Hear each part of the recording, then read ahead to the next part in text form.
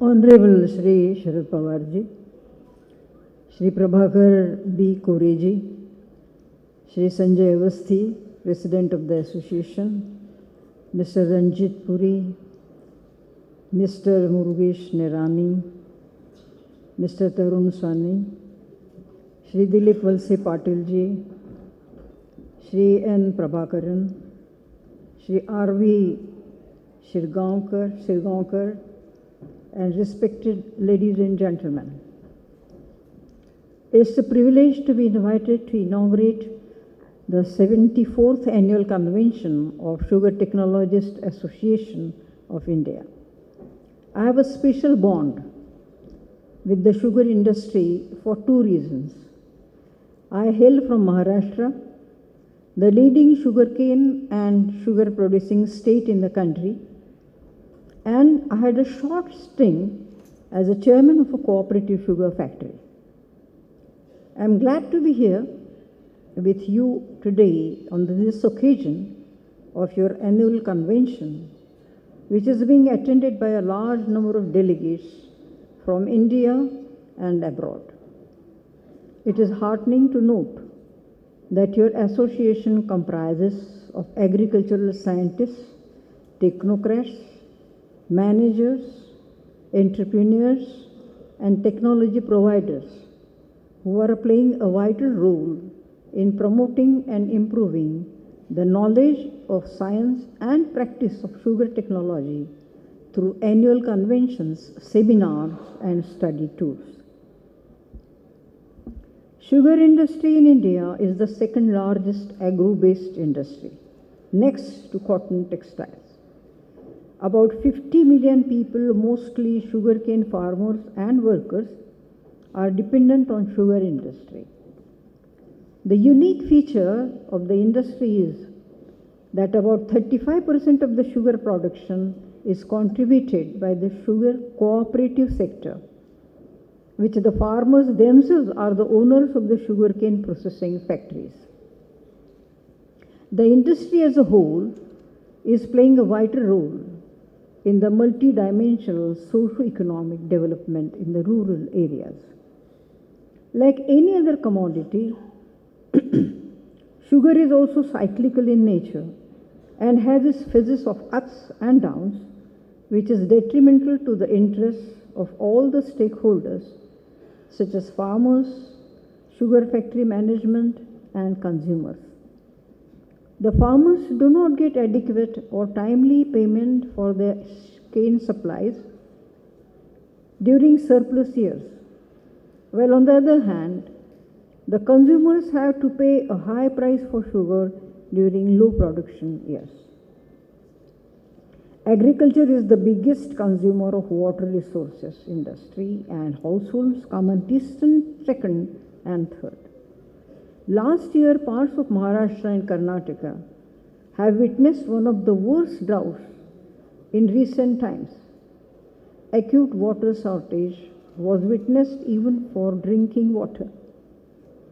I hope the association and all the other institutions together will find out ways and means to use minimum water for sugarcane production.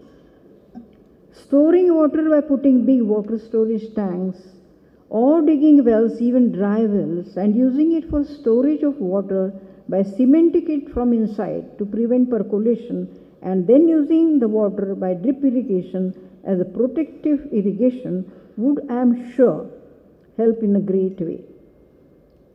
Mobile irrigation van method, which was experimented while I was Rashtrapati by NIF, National Innovation Foundation, could also be help. It can also be of great help. I am sure that members of your association are working on new techniques for sugarcane cultivation, including use of hybrid and biotech seeds that are engineered to be more drought, saline, and pest resistant.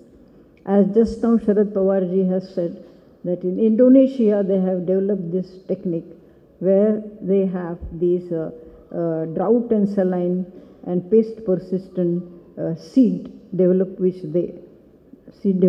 which they have done. The role of technology in the field as well as the factory is crucial for sustainable development of the sugar industry. I am glad to know that the domestic industry has made rapid technological advances during the past decade, particularly in areas like field mechanization. Presently, about 10% sugar cane is harvested or loaded in the fields through mechanized harvesters and grab loaders. However, I think the main difficulty is about harvesting in small pieces of land. There are therefore probably small mechanized units may help in this regard, as about 80% farmers are smallholders.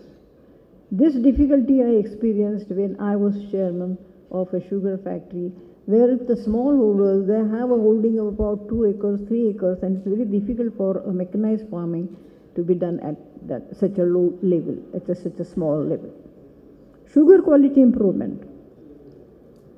Then it is very necessary also, as I said just now, that sugar quality improvement is also equally necessary. Energy conversion and energy conservation and cogeneration.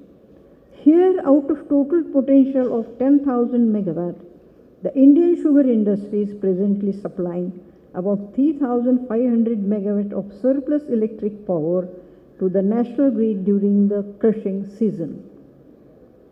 Another development is production of fuel ethanol. Most of the distilleries have installed equipment to produce fuel ethanol. During the year 2015 and 16, India achieved the milestone of 5% of ethanol blending with petrol.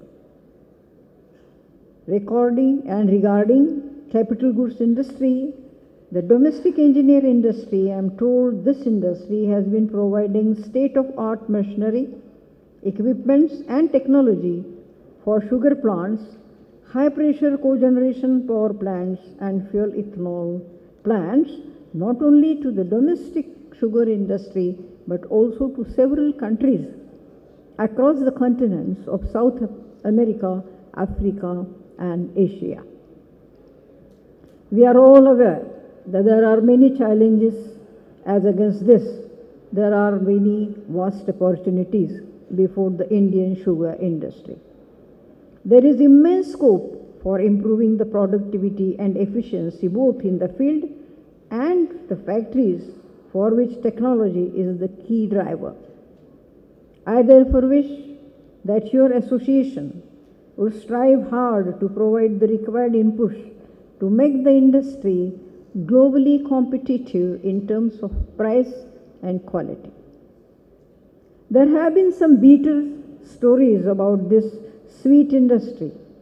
I think the association will also have to make efforts to remove this bitterness by making it more sweet and smart, as your enthusiastic young chairman, Mr. Avasthi, has said during his speech. Last but not the least, I greatly appreciate the sustained efforts made by Sri Sharad Pawarji for expanding, sustaining and constantly improving the sugar industry, particularly in Maharashtra and in general in India. He is the guiding light of this industry. His knowledge in this field is very vast, which could be availed by the association. Sugar industry is one of the aspects of his multidimensional personality. He is a stalwart in many fields in India, and he is looked upon as a great advisor and great leader in many fields. He is felicitated today by Golden Globe Award, which he highly deserves. Shri Gadkari is not here, but I can also say about him that he is a knowledgeable personality who has made sugar industry a success story in Vidarbha region in Maharashtra. I congratulate Shri Ranjit Puri for being conferred honorary fellow and all others distinguished awardees for their excellent qualities. Before I conclude, I would like to thank the association chairman, Mr. Avasthi and his colleagues for inviting me for this convention. Thank you. Jai Hind.